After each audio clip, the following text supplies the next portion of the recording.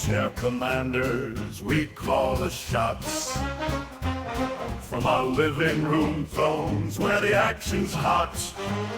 We're the generals of fiction, the masters of war. In silver screen battles with buttered popcorn. Armchair commanders, armchair commanders. You are a very popular individual. Yeah, I hate it. I literally do. I don't like putting myself out there because I have a low esteem of myself, but it seems to be the price I have to pay to participate in things. Like if I want to go on an expedition, they don't pay me, but they expect me to talk about it in front of a camera or I see. microphone.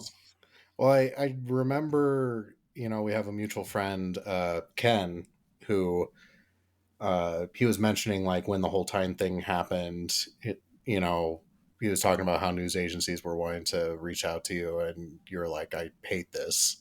It's just, yeah, especially during the Ocean Gate thing.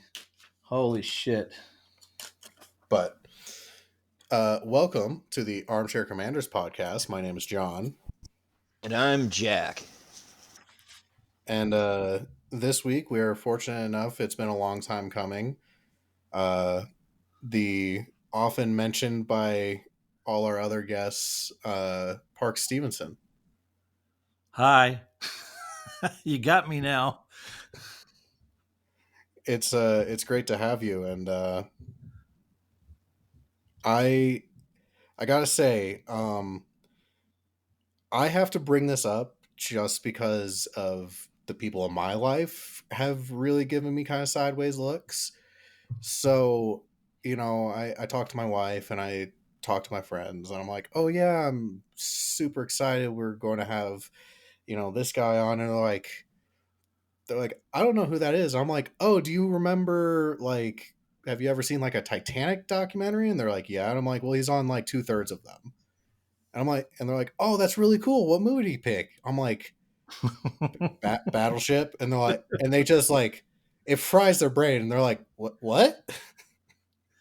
Yeah, I get it. I was actually talking to Greg Williams, and he, for some reason, we talked about the movie Raise the Titanic, and I said, yeah, that was my first Titanic media thing. He goes, what do you mean? I said, I was involved with the making of that movie. I was actually at the Naval Academy at the time, and they came and wanted me to wanted a professor of naval architecture there to do a engineering plausible scenario for raising Titanic, which of course this is before they found the wreck in two pieces.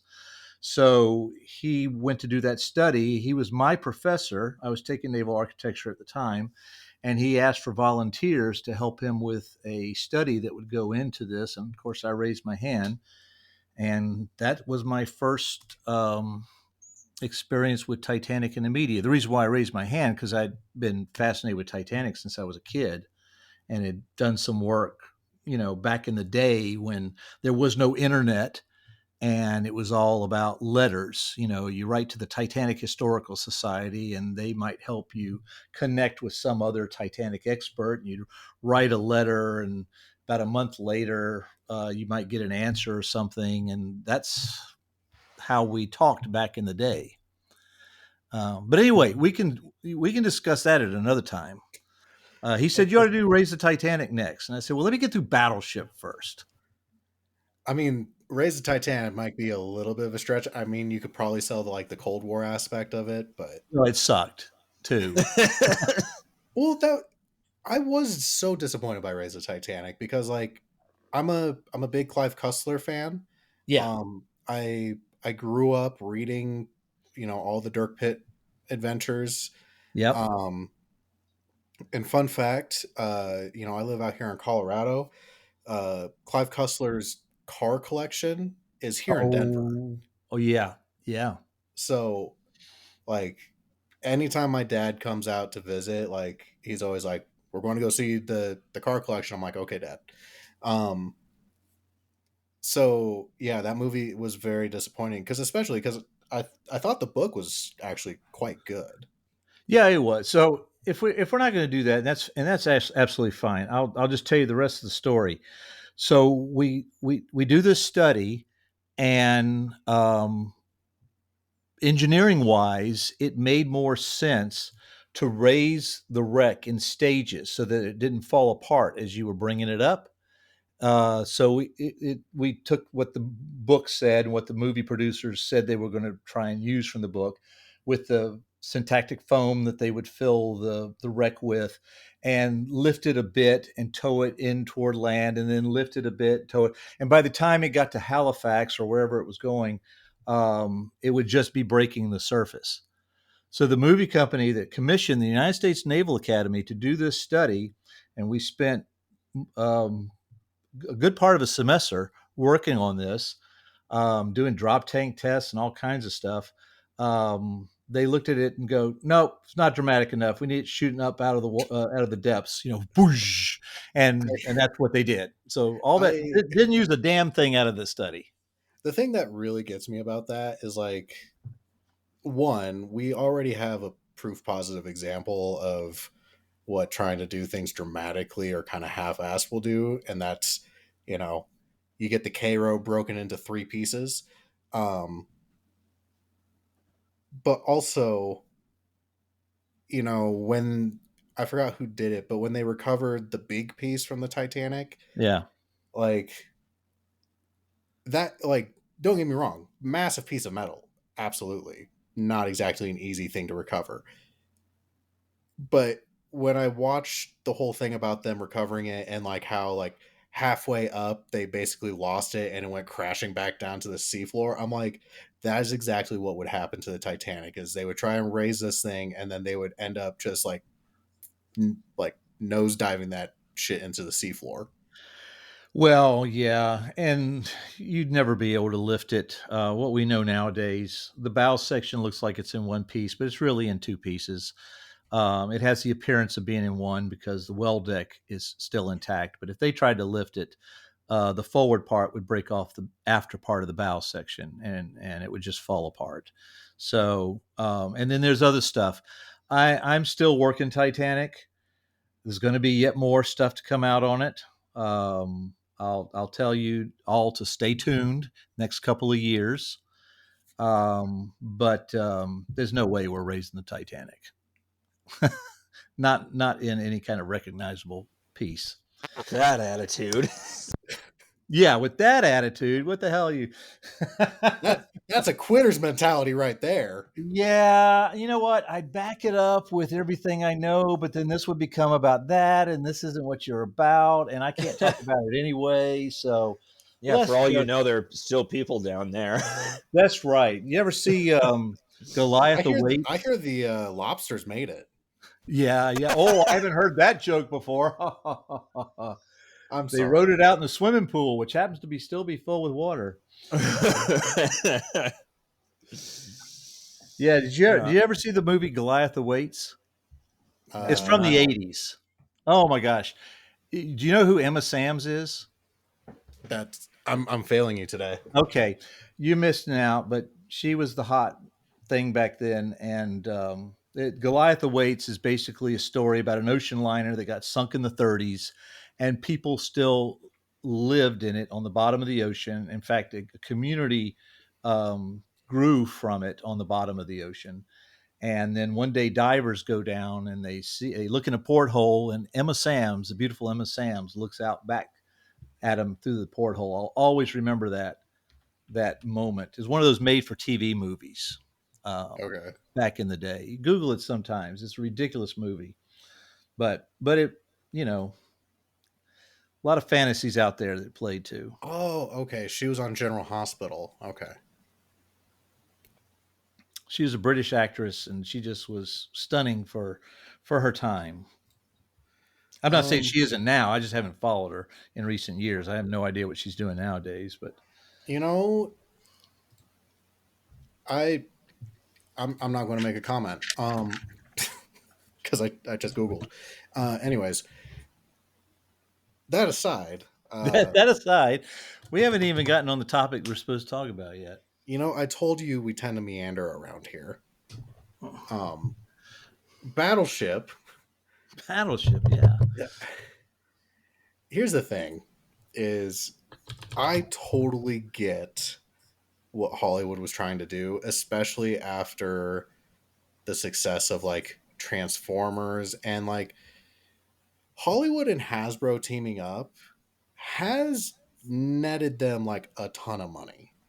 Mm-hmm. I mean, even recently with like the Barbie movie coming out, like it's it's not a far fetched idea really.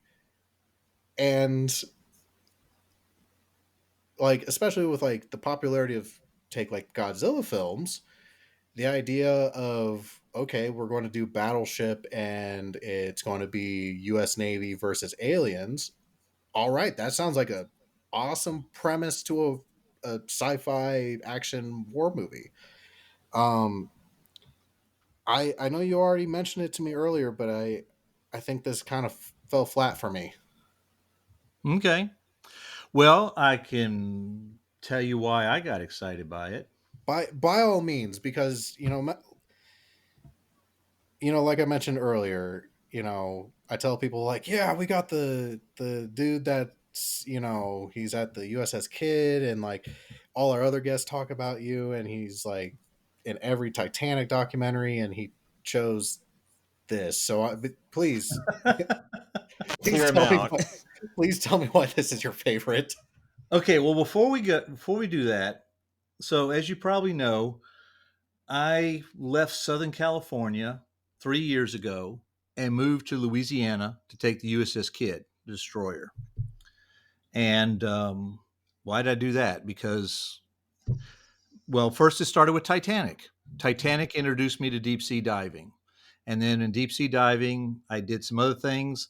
I'll tell your audience who are armchair commanders Yeah. that the next wreck that I dove on after Titanic was a Japanese midget sub that participated in the Pearl Harbor attack. It had been missing until we found it well, I say we found it. The Hawaii Undersea Research Laboratory, Terry Kirby there, had found this sub wreck in three pieces, which he thought was a war trophy. And I started getting interested in what happened to the last midget sub. And I looked at this thing that he found and I said, I think that's it. And I got the Japanese involved. And in 2009, we went out there and we identified it as the last of the missing midget subs.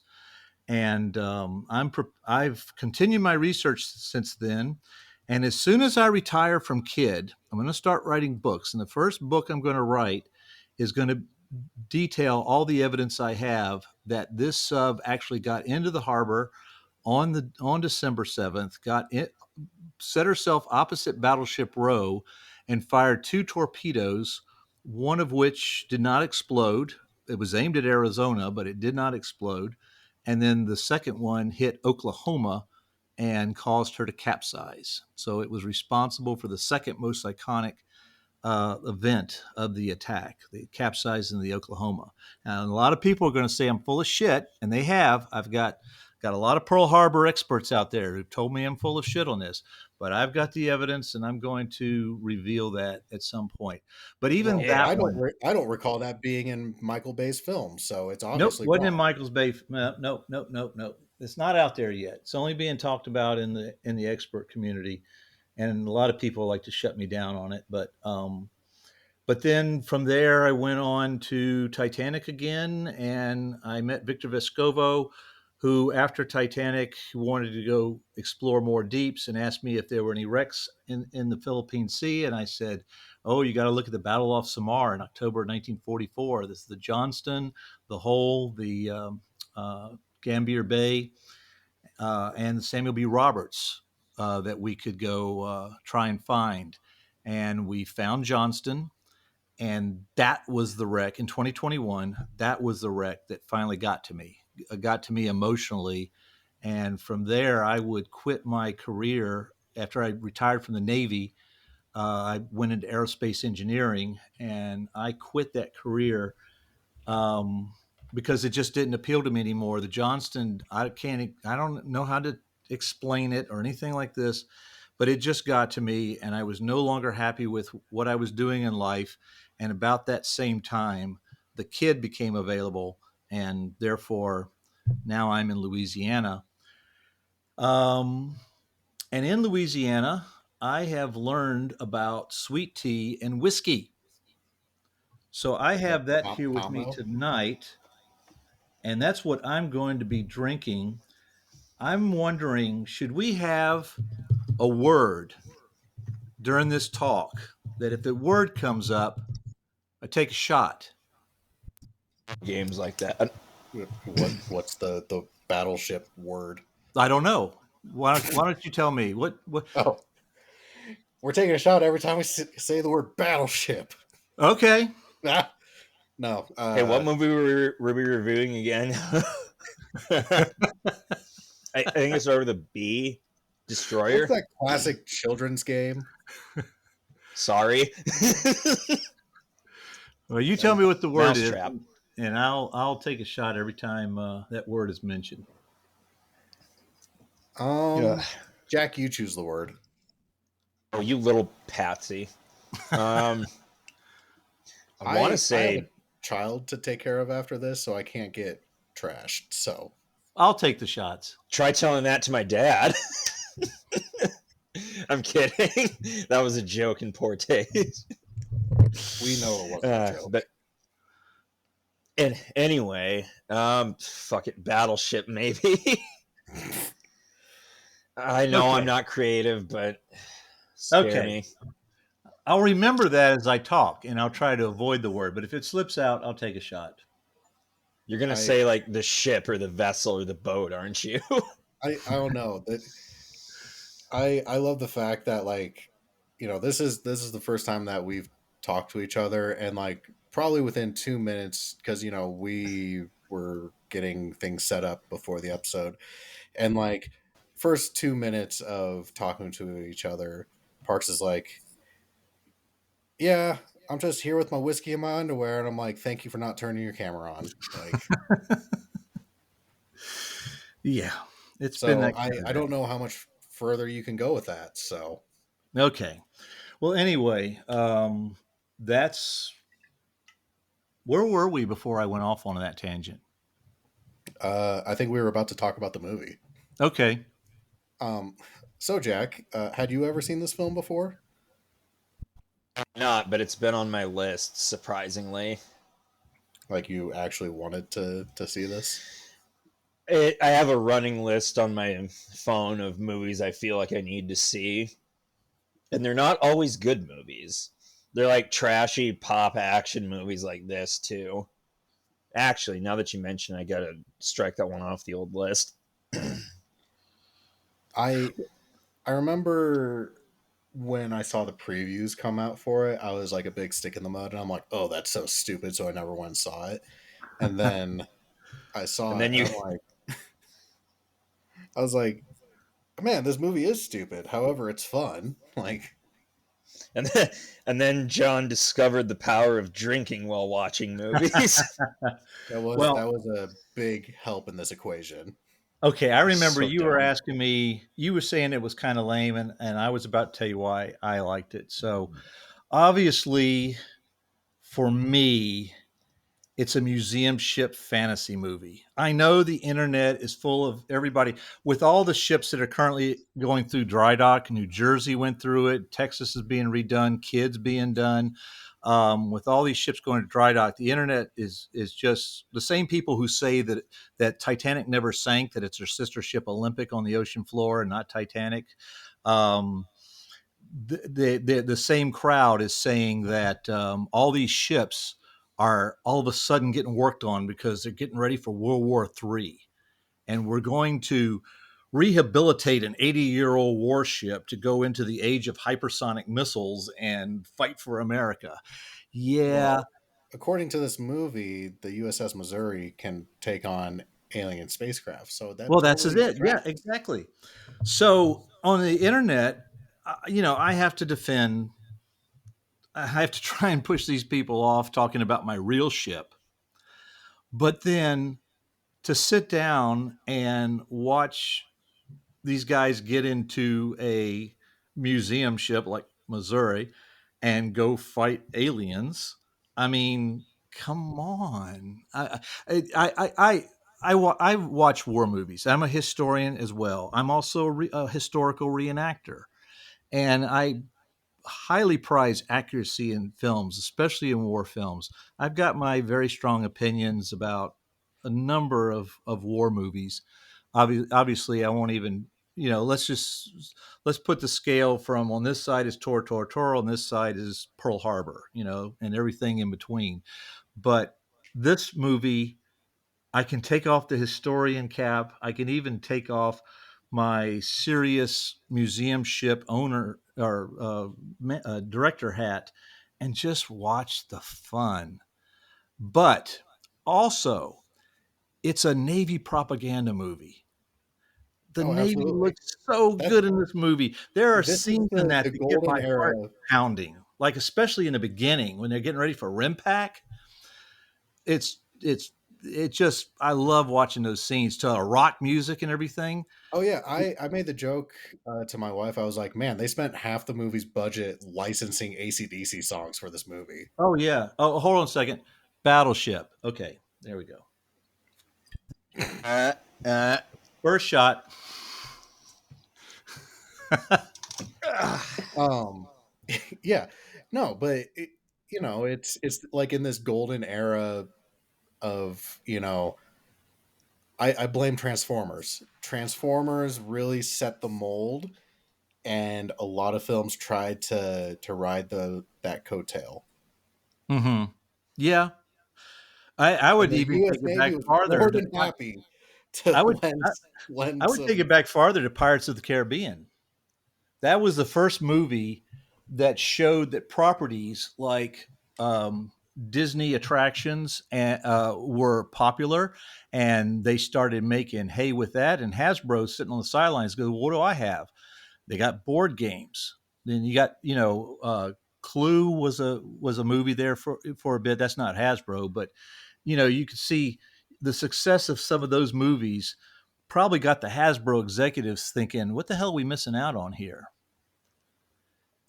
Like I Although said, I don't know if Peter Berg, the director, I don't know if he was really behind the whole game thing. I mean, the Battleship game.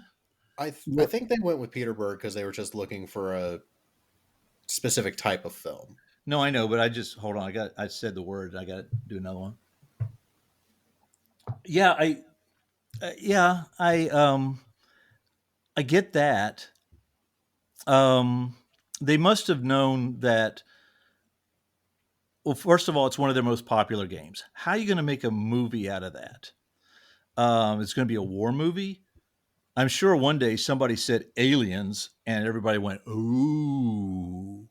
Well, I mean, this was also in the same time frame that the film Cowboys and Aliens came out with Daniel Craig. Oh, and Independence Day was a big hit. Hmm. Things like that. I mean, I everything, all the building blocks are there. I I found it hilarious because like I was really curious. I'm like, okay, so this is a movie based on the board game. Obviously, it's a guessing hit or miss type game. And I was like, how are they going to adapt this into a film?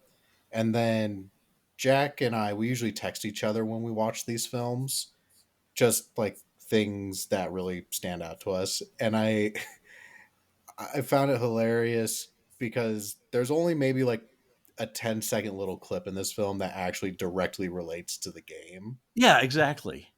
But It, that was Jack's biggest complaint, wasn't it, Jack? I audibly groaned when it came out. Like, but you know what? If it had been about the game, if it had been about the game, it wouldn't have had anybody that would have liked it. I don't think. Everything else, I mean, like the original part of the film, when the three destroyers are going against the alien craft. I mean, that had some spectacular stuff to it, a mix of live action and CG. And I tell you, if the Navy hadn't have wholeheartedly supported this production, it would have been crap. I will say the CG was pretty decent on this, but also, because it is a naval propaganda film, like it was interesting to see what things got pushed or got kept. So this is a weird thing to deviate into on this film, but what the part that really stuck out to me, that really made me like, I'm like, really, was, this film heavily relies on, it has a lot of real veterans in the film, which, like, kudos, awesome, like, not mad about that. And I think it adds a fun layer to the story of, like, okay, we just have all these retired Navy guys who work on the museum ship that are going to go fight the aliens now. But that actually happened in real life. But So the Iowa class big ships, when they were reactivated in the 1980s, none of the new Navy crews going aboard had any experience with 1940s technology. Nobody knew how to light off those boilers or how to work those guns or analog computers. So the Navy had to reactivate retired personnel to come out there and train the new crews how to work those, battleships. Time for another shot. When they were put back in service in the 1980s. So that part actually happened. okay, for a second I thought you were like, oh, there was actually a alien invasion. I'm like, Yeah, what? that's where I thought you were going to. I've been running on so little sleep that I was like, what did I hear? What? Yeah, I'm here to divulge classified secrets. I will tell you a story. Maybe the reason why I liked it so much is because of the Navy's involvement. There were a lot of inside things to the movie that probably hit me that went right over your head. And I'll give you an example. One of the ships that they used in the filming was DDG 70, and you'll see it in a couple of scenes. Specifically, when the two guys are on the bow with the sniper rifles ready to shoot the alien craft as it comes around into the rising sun. That was DDG 70, which is the USS Hopper, which is where the main character got his name from, Hopper. And back when I was at the Naval Academy in the 1970s, I worked on the Log magazine, which was a humor magazine done by the student body. Okay. And I was also there when women first came to the academy. I was in the last class that was all males, and then the class of 80 was the first class to come in with females. And working for the Log, at the time, let's remember, this is not today, and I'm not trying to be sexist when I say this, but this was the thing at the time. I made a joke in the Log magazine. I found a picture of Ginger Rogers back in the 1940s, looking all at the top of her career, and she's wearing a naval outfit with a midshipman cap on, and she's saluting the camera. And I said, oh, I'll do the USNA beauty shop. And so I went looking for a picture. She would be the after picture. And for the before picture, I wanted a picture of a woman in a naval uniform. And I found this picture of this very old woman. She looked like 100 years old, wearing a naval officer's uniform. So I made that the before picture. Well, it turned out, to my ignorance, I had picked a picture of Rear Admiral Grace Hopper, who was one of the founding, you can Google her. She basically led the Navy into the computer age. Yep, and she was an amazing woman. She coined the. And in fact, her nickname was Amazing Grace. She saw that in the log, and wrote a very restrained but still upset letter. This is an admiral talking to a midshipman. And when I found out who she was, I was shocked to my core. And I wrote her You the done most. fucked up, AA I Ron. done fucked up big time. Yes. Ouch. There was no argument there. I had fucked up. And so I had to pay my penance. But I learned about her and learned about how amazing she was. And the hopper in the film is named after her. So here's a little circle of my that affected me that goes all the way back to the 1970s that came out in this film. So it's little inside things like that, and plus Tadanobu Asano, the Japanese actor, I'm a Okay. big fan of his. He played Commander Nagata in the movie, and he also was in the recent the Midway movie as the skipper of the Hiryu, and I just like the guy, so he's there. And Another film we reviewed that we did not have positive opinions of. what? Explain that last. I said we did not have positive opinions of the most recent adaptation of Midway.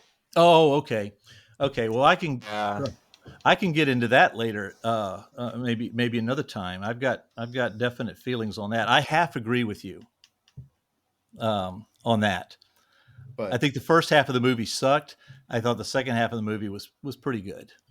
But we could discuss that. To go back to my point of the like the veteran thing, like them rehabbing the Missouri and like taking that out and all that. I love that. I thought that was an awesome concept for the story. The thing that killed me was, okay, so Taylor Kitsch, our main character, his love interest, who's the daughter of an admiral and apparently is also a physical therapist at a medical facility for the military. She walks into this medical facility and like, I don't know, the military is kind of really rough on your body, like wars and conflicts aside, like high propensity for mechanical injuries. So like somebody needing some physical therapy in the military, not really that strange of a concept or that far out there.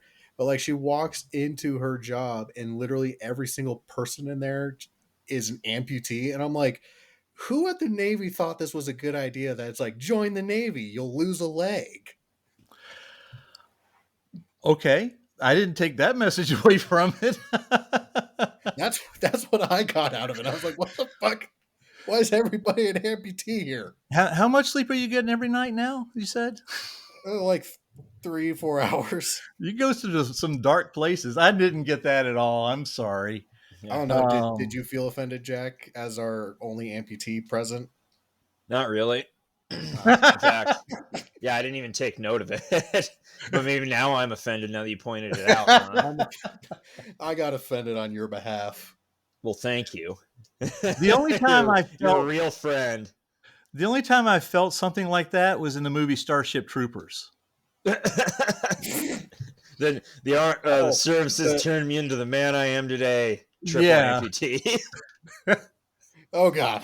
Fuck me. Sorry, I missed that one.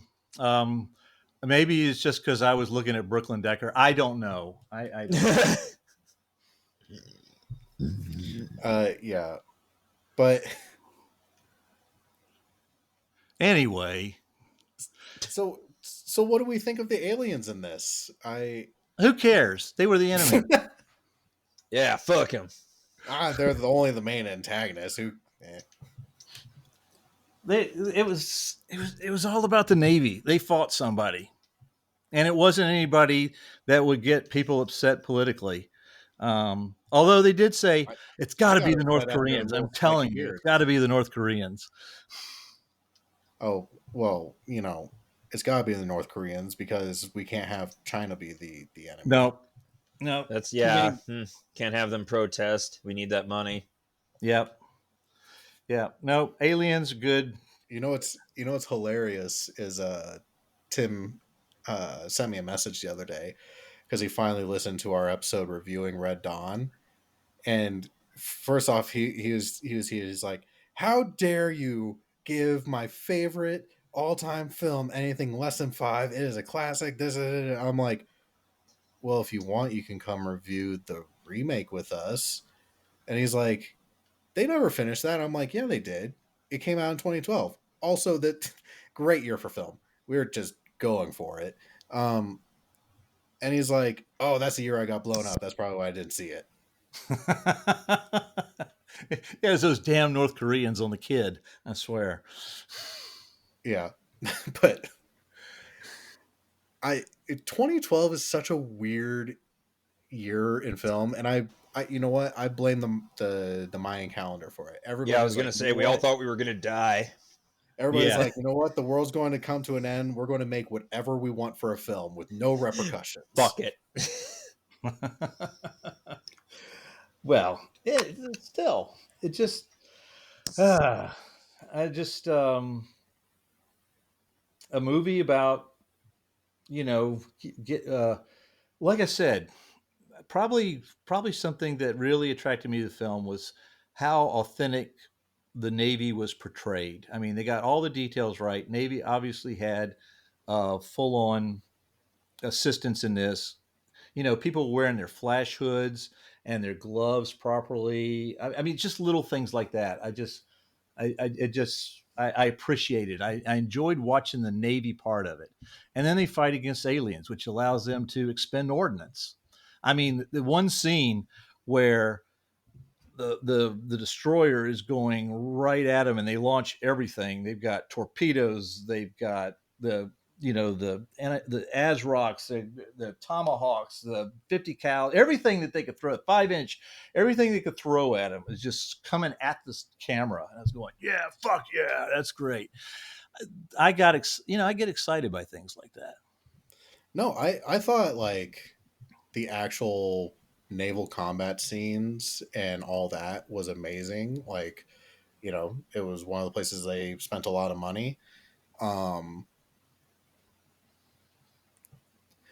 the thing that I noticed though, going back to the whole like, how are they going to incorporate this into being related to the game?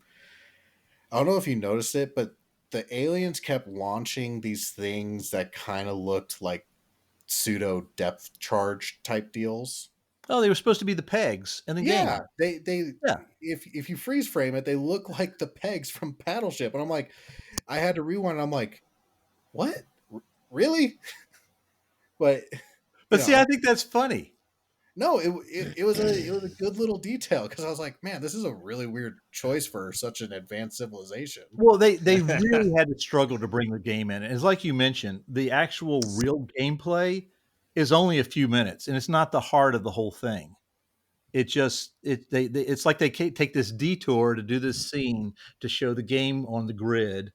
I mean, who fights this kind of war in a 2D situation? The modern day battle space is 3D. You don't have the Well, that's 2D. why they had the little force field. Yeah, yeah. Well, yeah. Yes, it is. That's why they had That's why they had to do that. But I don't know. I have fun with that movie. And I love Oahu. I love Hawaii. I love seeing it in the movie.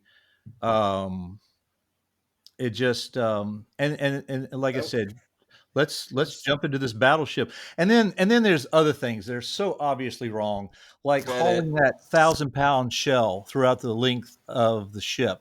I mean, with the with the rail above their heads that they could have hooked it to and rolled it down Broadway, but it was just so over the top. It was funny. It's some of the things were so outlandish that I found them funny. I was able to laugh at them struggling with that 1,000-pound shell. It was hilarious to me because it's my thought during that scene was like, okay, like we got the ship underway and whatever. Like, never mind the fact that they did in like an hour what would probably take months to accomplish to get that ship seaworthy again. uh-huh. Also, you just keep a stack of ordnance on that ship? Like, I know, I know. Man, when since they nine said like, eleven. "Oh, we have 600 tons of fuel on board," I'm like, okay, that kind of makes sense to me that like you'd have a certain amount of fuel always on board, even if it's static. Like, No, you don't. The museum ships don't go anywhere. They don't keep fuel on board. There's a potential of leak, hazmat, EPA. It's horrible. No, they again the okay battleships. Okay, here goes another one. The battleships are in a different class of museum ships because the more recent ones, the Iowa class had been recently reactivated, and they went after they were deactivated again. They went into the reserve for a short while. Now they're not even in the reserve. But you go on the internet and look at all the people who think that these guys are ready to go. They've got fuel aboard, and they mentioned it in the movie. Oh, we keep it aboard for a maintenance run. Nobody does maintenance runs with museum ships. Kidd can't. I mean, her engines haven't run in over 60 years, and we just painted them. I can tell you those shafts are never going to turn again. Um, yeah, best it's way to cover rust. yeah. Well, rust is our big enemy, not aliens or anybody else. I It's rust I and I electrolysis. really want like some internet. You know what? Maybe I should be the one that does that. Is create a conspiracy where it's like, it's serious. Like, say like if the Olympia goes to dry dock or something, be like, oh yeah, they're getting ready to bring the dreadnoughts back. Oh yeah, yeah, yeah. Because in a um, in a highly electromagnetic environment, the old technology will survive. Well, it's got that good old pre-atomic steel going for it. Oh yeah, that too. Boy, that's that pre-atomic steel. Hell, you know, the steel that we just put on the Kid is better quality than the 1943 steel. They didn't understand metallurgy back in World War II. They wouldn't figure that out until 1947 when it became a science.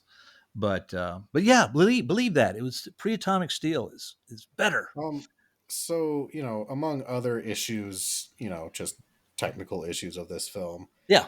one little thing that really irked the shit out of me was this apparent. So Taylor Kitsch, our like main character, like he looks into the like eyeballs and has this like Vulcan mind meld thing with the Oh, yeah. aliens, and it's like, oh, they destroy planets as a living. Hmm. Um, so you have this hyper advanced alien race that comes to Earth, Right. and their goal is to destroy the planet. R- And for some reason, they have rules of engagement in their helmets. Because every Yeah. time it pans to the alien's point of view or like alien technology, it It's like like, threat assessment. yeah, it threats. It's like Predator, basically.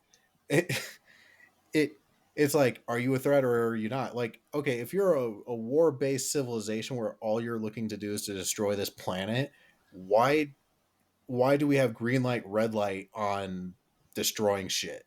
Because if you slaughter a little kid at a little league game on Oahu, you just lost the fun of your popcorn movie. And I would say, hasn't Oahu had enough at this point? I I thought mean, 41 was bad enough. No, I it's mean, just it kept it from going too dark, I think. I The kind of aliens like aren't going to commit like crimes against children. Okay. I kind of do like the honor sense of that, like a warrior culture would have a sense of honor, like killing an unarmed kid hand to hand with your fancy technology. That's a little fucked up. I literally saw a the, meme the just before I electronic came on Titanic. here. It said, if you had to be chased by a monster, which one would you choose? And the guy said, I'd choose Predator because I'm fat and lazy. It would not be an honorable kill.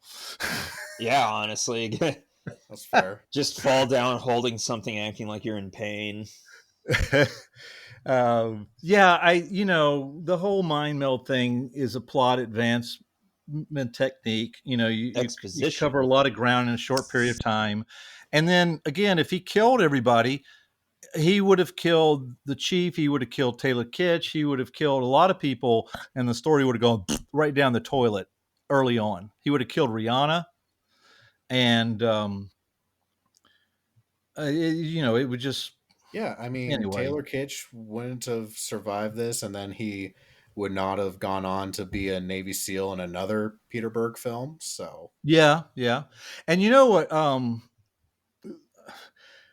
In this movie, the role that Jesse Plemons played, that defined him for me. So then when I'm watching the movie Civil War, and he is such a cold-blooded hard ass, what I had a mental disconnect because I said this guy was the funny petty officer on board he's the John Paul Jones, and now he, he's this mass murderer. he is an amazing actor, and he is the reason me and Jack had our first argument ever in our friendship. Uh-huh. Oh, I'm sure we had arguments before. No, no, not like this one. Because I remember, because he was in the TV show Breaking Bad, um, and Todd. Todd, yeah, and that was our first argument we ever had, where Jack's like, he killed a kid. I'm like, yeah, but he's not that bad of a guy. Like, He did it so gently. he's such an innocent, you know, meth cooking white supremacist.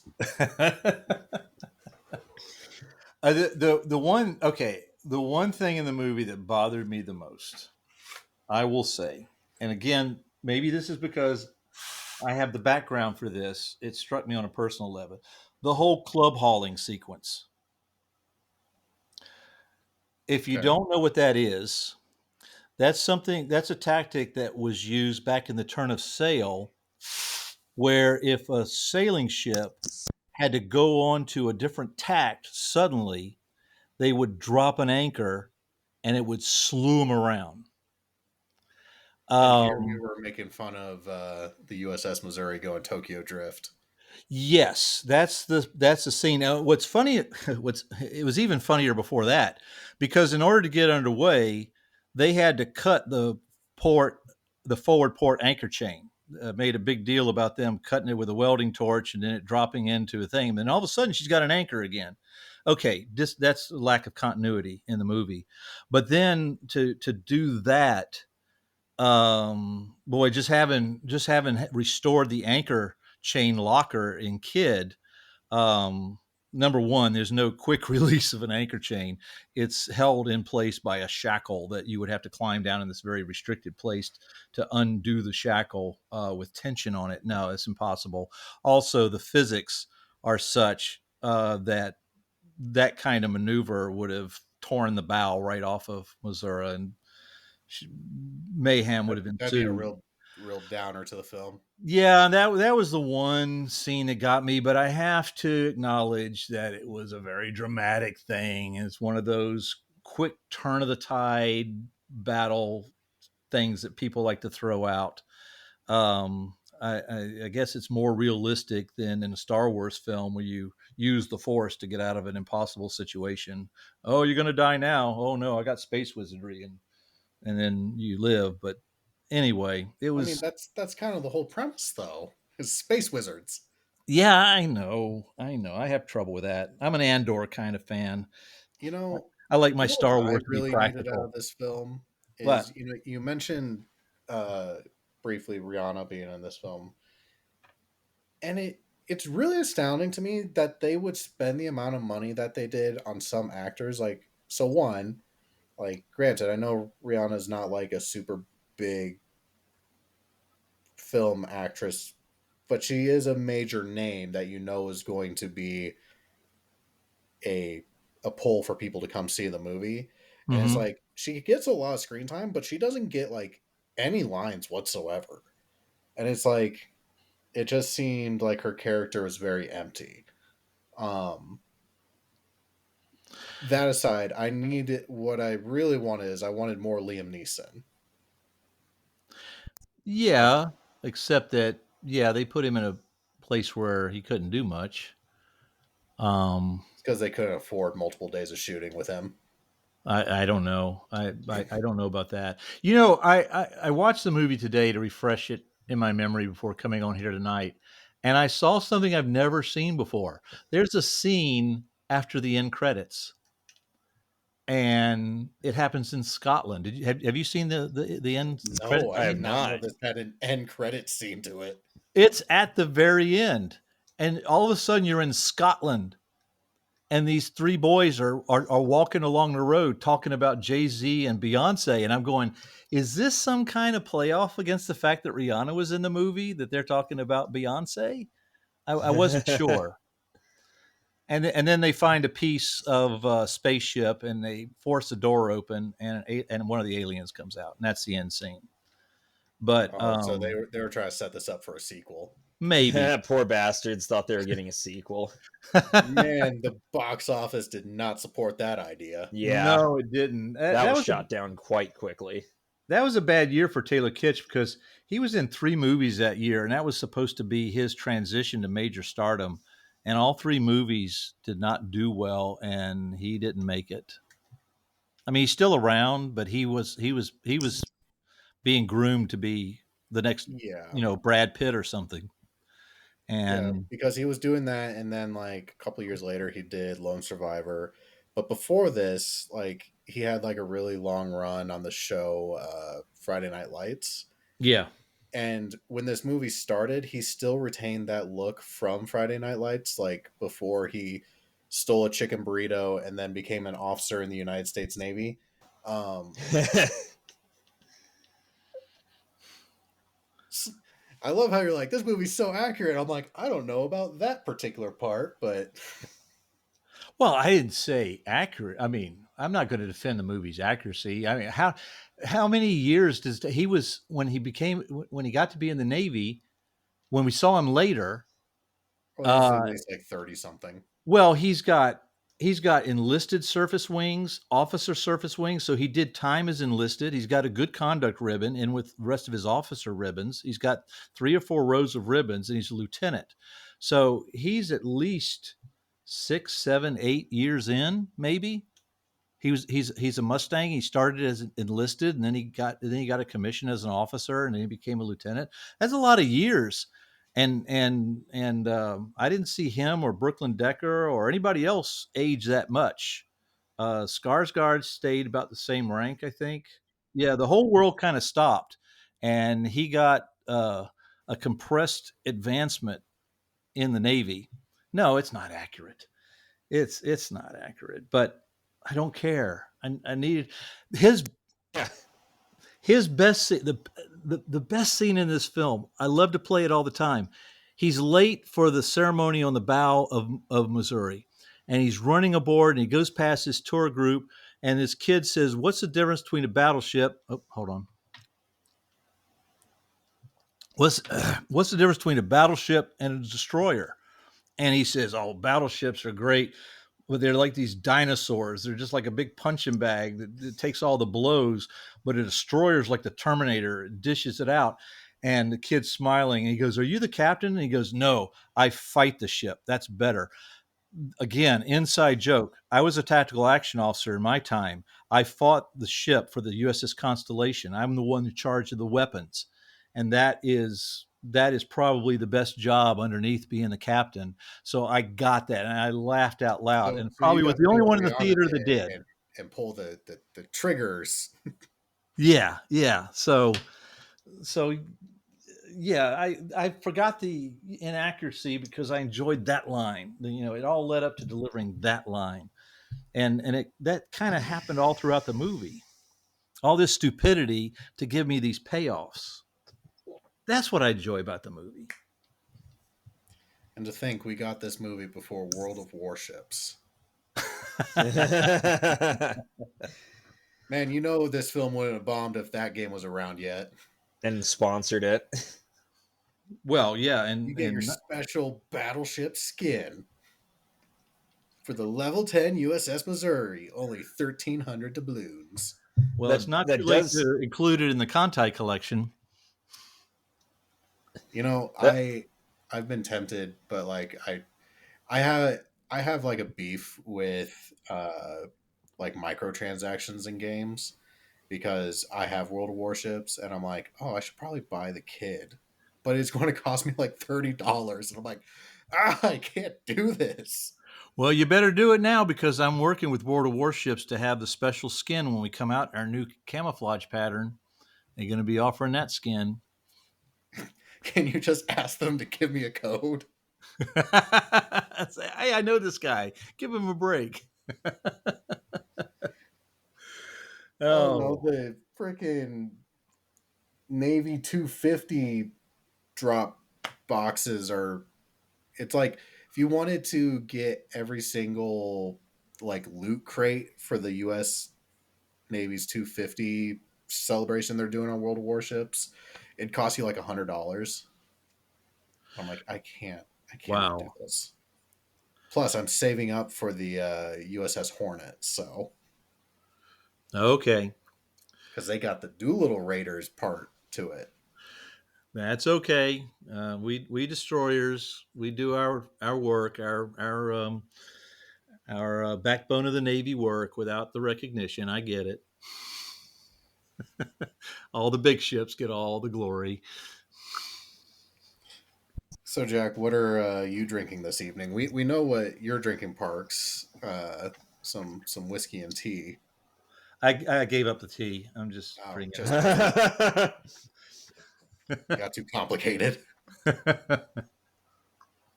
Jack. I'm double fisting. I have a Sapporo, Okay. one of my favorite beers, and a THC drink called Savage Soda. And also,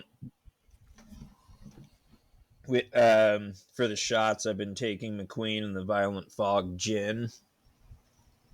Okay. Because I'm boring and I'm a basic white girl. Um, I'm just having some Samuel Adams Jacko Pumpkin Ale because it's, you know, Ooh, November. that sounds Gotta good, clear actually. out the seasonal ales, huh?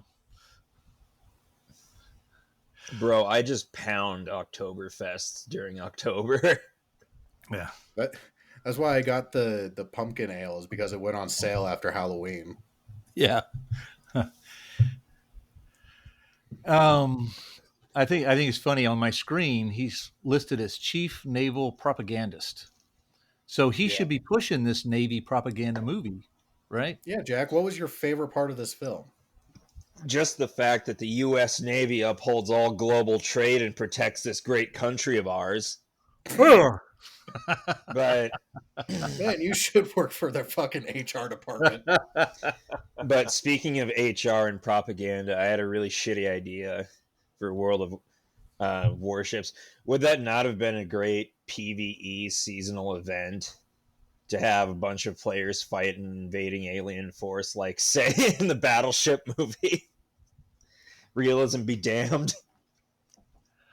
I Okay, so think that. I'm talking to him now. I may propose that just to see what Please they do. say. Well, they did I like a might actually Warhammer get. 40K skin pack for the ships. Fuck yeah, that sounds awesome. How much do you think those water bug alien craft would be worth? Oh, at least Oh. people dump at least 30-40 bucks on an alien boat. Because I Yeah, know people went crazy for they had like a line of ships where it was like, it's from an anime, but like they took the Yamato and made it look like a spaceship. Yep. yeah. Battleship Yamato. Oh, I said it.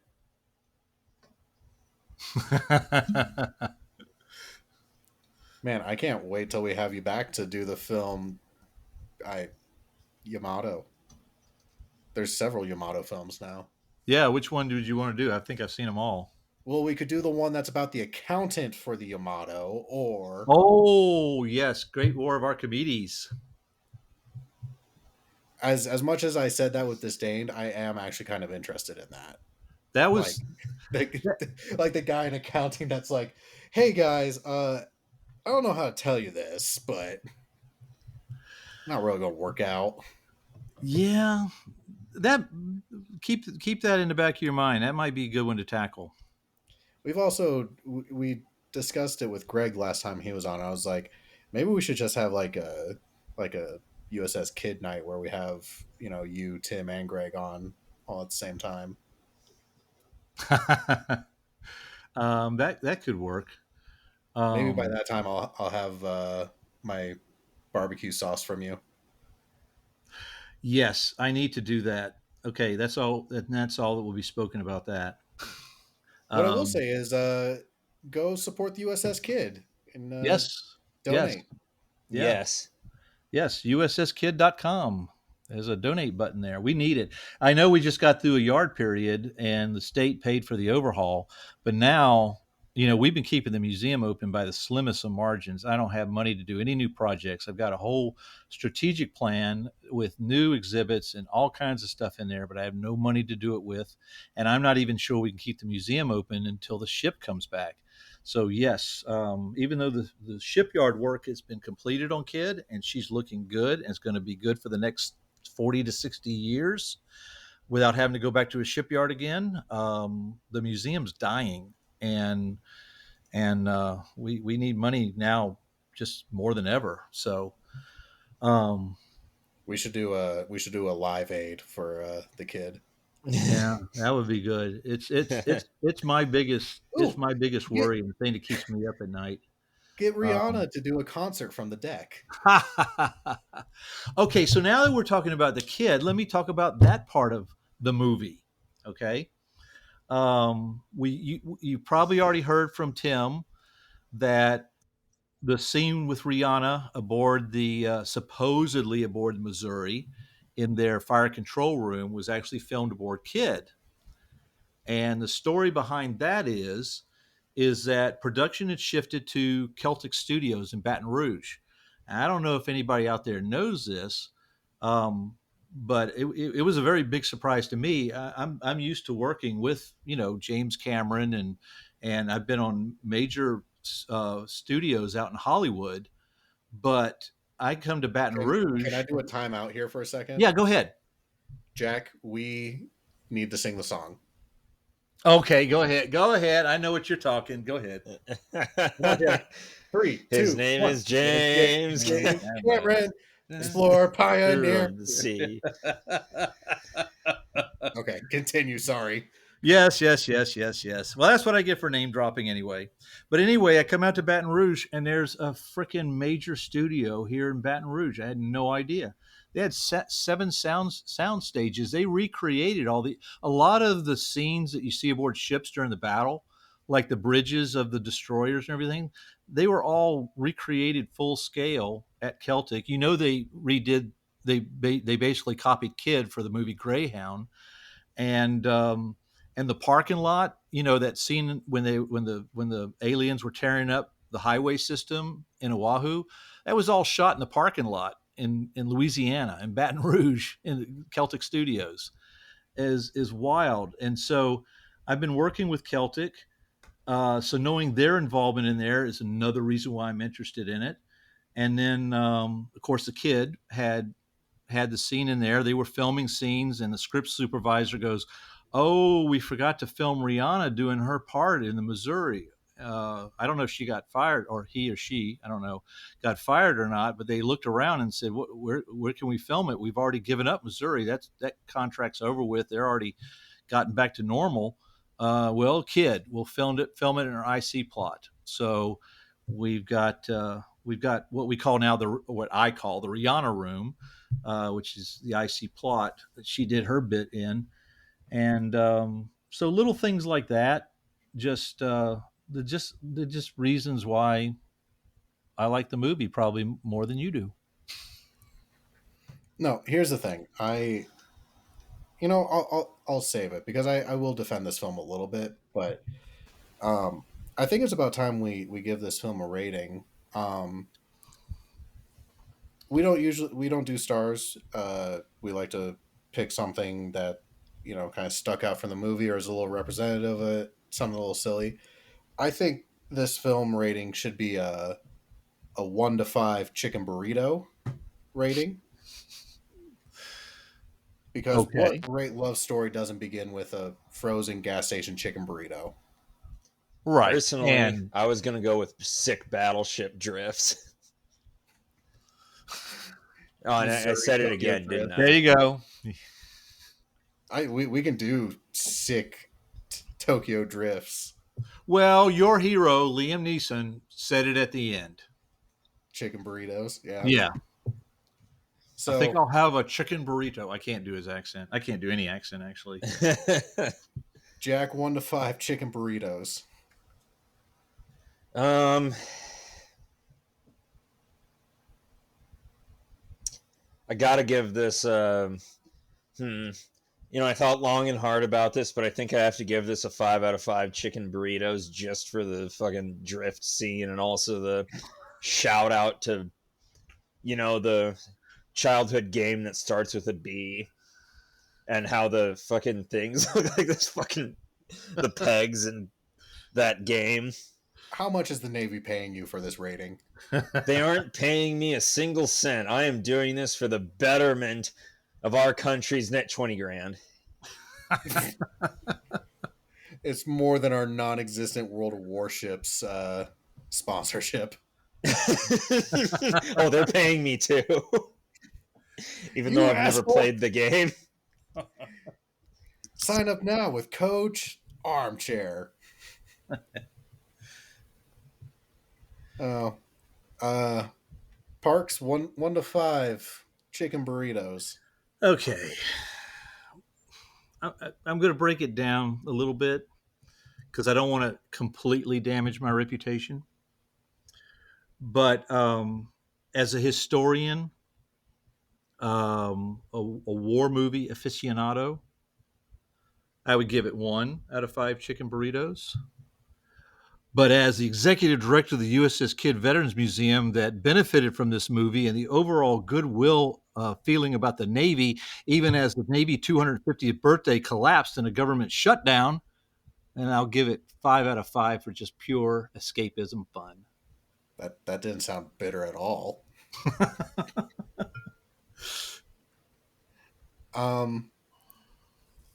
I cannot give this movie 5 chicken burritos.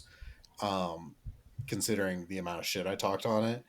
That being said, it's not a one burrito. It's like you said, it is a fun movie. It is a great way to escape. The battle scenes actually quite good. CGI quite good. Some of it, it's mostly just plot hole issues where you're just like, what? But yeah, I don't know if I would watch the movie again, but I wouldn't. If it was on TV, I would I wouldn't change the channel. I think it's worth at least the one watch because look, if you like sci-fi or if you like war films, like this is an interesting concept of a film. I will give it 3 chicken burritos, but one of them has a bite taken out of it. Well, not gonna argue with you, but just to bring up a thought. Early on, you said this is the kind of movie that you just switch your mind off and watch for the pure fun of it. So if you switch your mind off, then it takes away most of your criticism, plot holes, things making sense, bullshit. Let me ask you this: who likes the Tokyo drift scene? Everybody. Well, Everybody. kind of. That is completely unrealistic, but you love it anyway. Yeah, it's stupid, but it's funny. It's stupid, but it's funny, and you cheered, right? This is a movie that if I had 3 to 4 whiskeys, it would be an amazing film. If I had 3 or 4 whiskeys, this would be a 5 burrito film for me. You know, after watching a movie like this and having this guilty pleasure, I have to go watch Grave of the Fireflies or Glory or something to get my historian restored again. Bro, how do you watch Grave of the Fireflies more than once? Well, it's not my favorite, but if I want to get back into, like The real secret is authentic. self-loathing.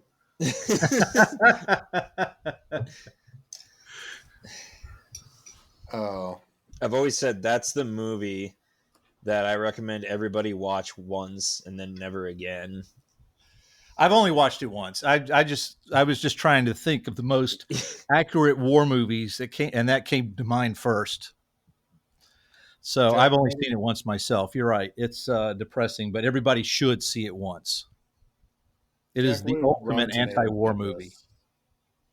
It's the movie to end war movies by design. So the nose in the air critics gave it 33%. Grave of the Rotten Fireflies or Tomatoes. Battleship? Oh, shot. Oh, you said it. The last one, the B one. Okay. But the popcorn meter is at 54%. Okay. I got to go with the audience on this one.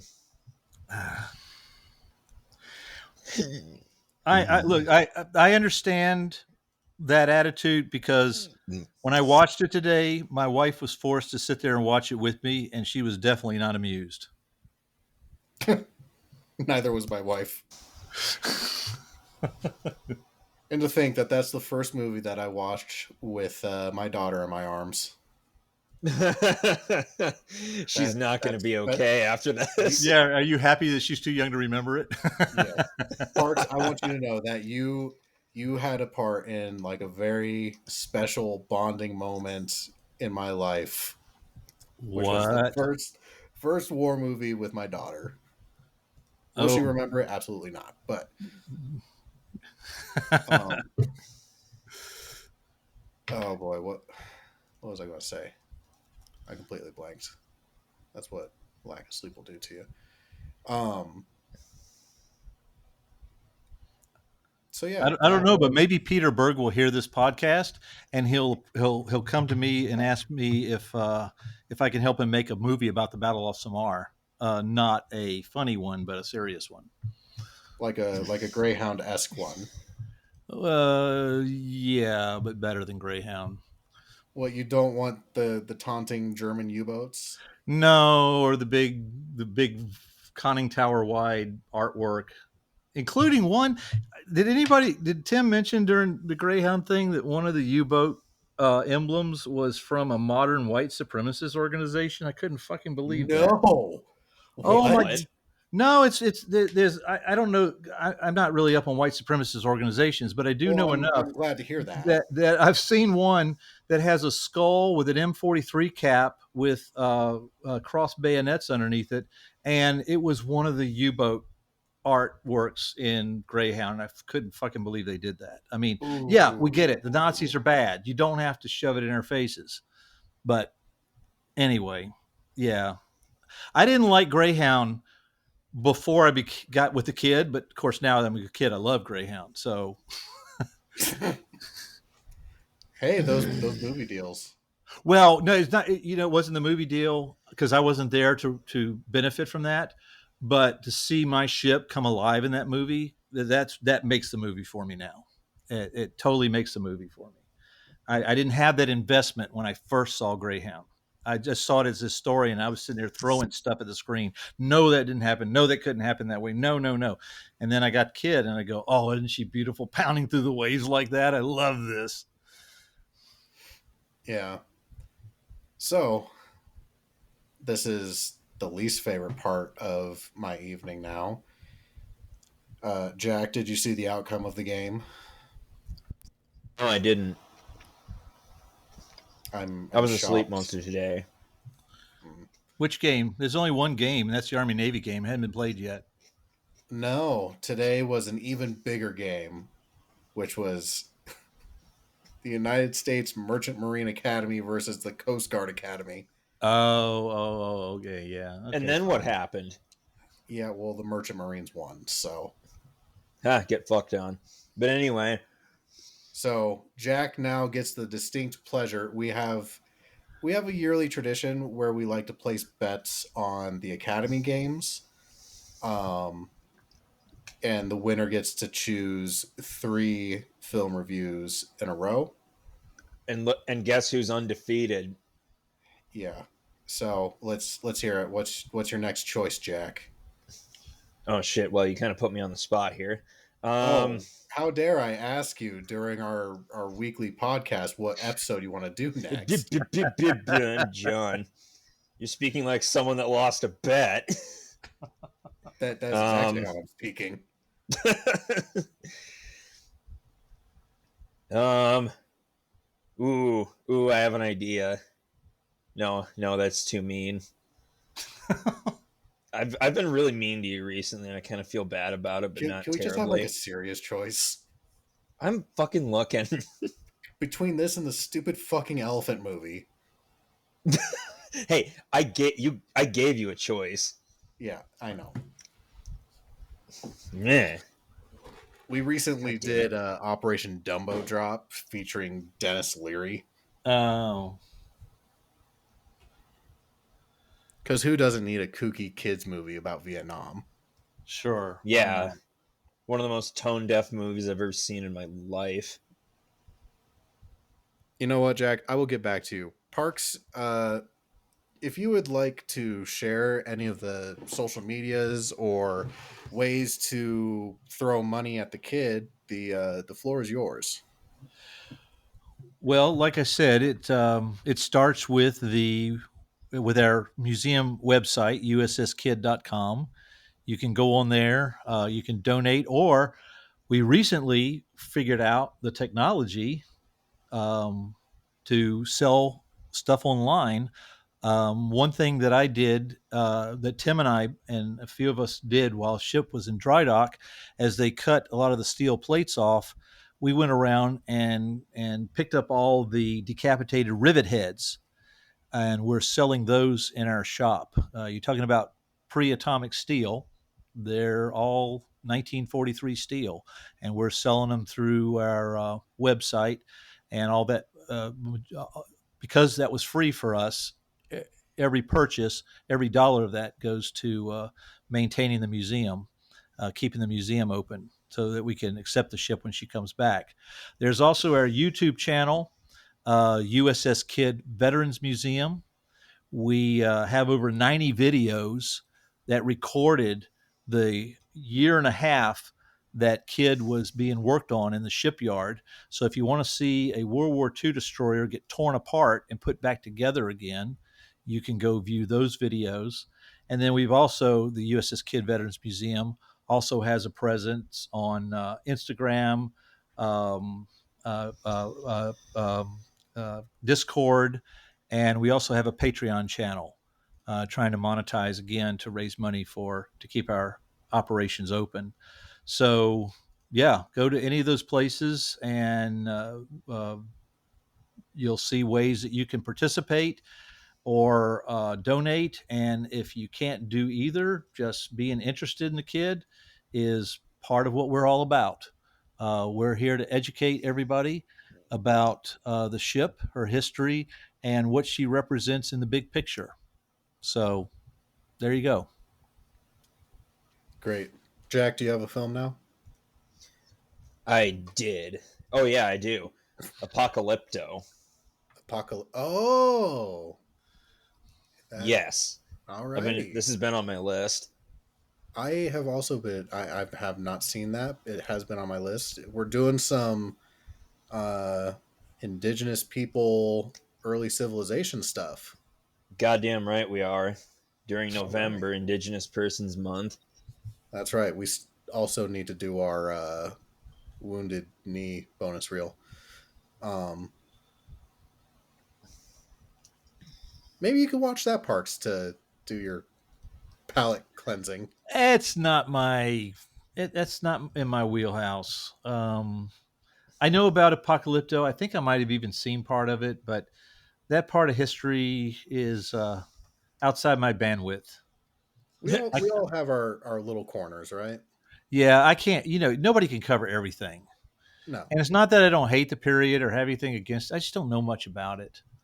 Um, I can I can tackle almost any World War II or naval thing. Maybe World War We're One. I very was similar in like we have this interesting cross section where we love Bollywood films, but we don't know shit about India. Yeah. So it makes for a hard Hard, conversation. hard to find people. Yeah, I get it. I mean, you at least want to know something about the subject instead of just going into it cold, because then you're just parroting whatever you saw in the movie. Yeah. Jack, do you have anything else? I do not. Alrighty. Well, if you've enjoyed this episode, please leave a review. The stars do matter. You can find us on Facebook, Instagram, YouTube, all those good places.